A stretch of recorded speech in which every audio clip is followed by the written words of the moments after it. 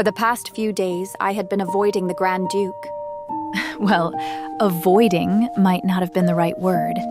If I did not go looking for him, we hardly ever crossed paths anyway. To be honest, I had been feeling a little giddy lately. Despite the cold way he spoke to me, I had started to wonder if perhaps he treated me a little differently. If maybe I was somehow special to him. The generous allowance, the dresses he had bought simply because I liked them.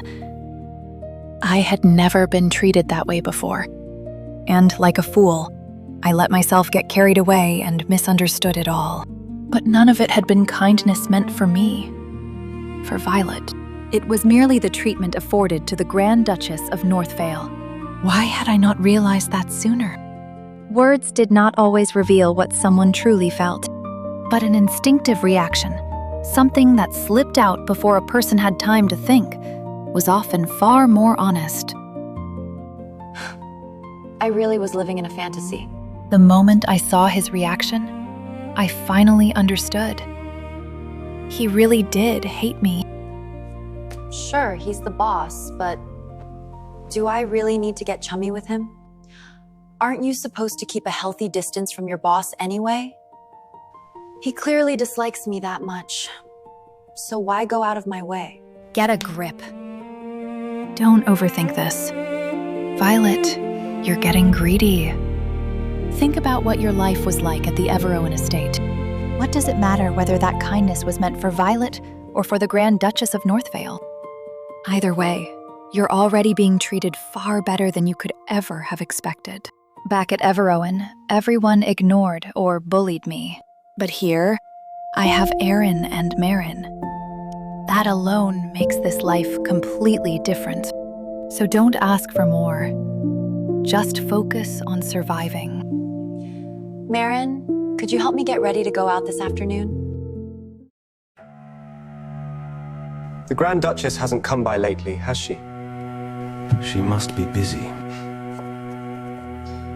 Don't you think you were a little too harsh with her last time, Your Grace? What did I do? You could have simply moved away, but instead, you spoke to her so harshly. From her perspective, I'm sure it hurt. So that's why she hasn't been coming? Your Grace, the Grand Duchess may be strong, but that doesn't mean she has no feelings. Why don't you at least apologize? What are you going to do if she divorces you at this rate? Aaron, you've gotten awfully bold lately. I suppose you have far too much time on your hands these days.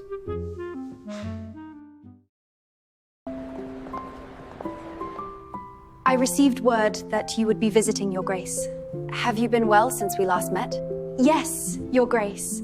Thanks to you, I've been truly happy. I'm glad to hear that. Marin, would you mind waiting here for a moment? Of course, Your Grace. From what I know, you graduated from a prestigious design academy and were considered a highly promising talent. So I must admit, I am curious. What brought you all the way to Northvale? So you have heard of me after all. Then, have you also heard about what happened with the young ladies of House Everone in the capital? At first, I opened my dress shop in the capital. But the young ladies of House Everone spread unpleasant rumors about me. Because of that, it became difficult for me to remain there. I came to Northvale hoping to find somewhere no one would recognize me. But the town was so beautiful that I ended up staying. I see. What my sisters did, I apologize on their behalf. I am truly sorry. Please don't say that, Your Grace. You have done nothing that requires an apology. To be honest with you, when I heard that the new Grand Duchess was a lady of House Everone, I did have some prejudice at first. But I am glad I had the chance to meet you as a person before knowing who you were, Your Grace. Have you never thought about returning to the capital? Because I found my muse here, I wish to spend the rest of my life as Your Grace's personal designer. Did she just call me her muse? It's already such an honor just to wear clothes designed by someone this famous. And now she's calling me her muse? Madame Levian. Yes, Your Grace. I would like to invest in your shop. Your Grace, I am known as something of an eccentric designer, and many noble young ladies tend to avoid me. Are you certain it would be wise to invest in someone like me? I think I would be perfectly happy spending my life making dresses for Your Grace, without wishing for anything more. Ah, of course. Only if you would allow me. That is exactly the problem.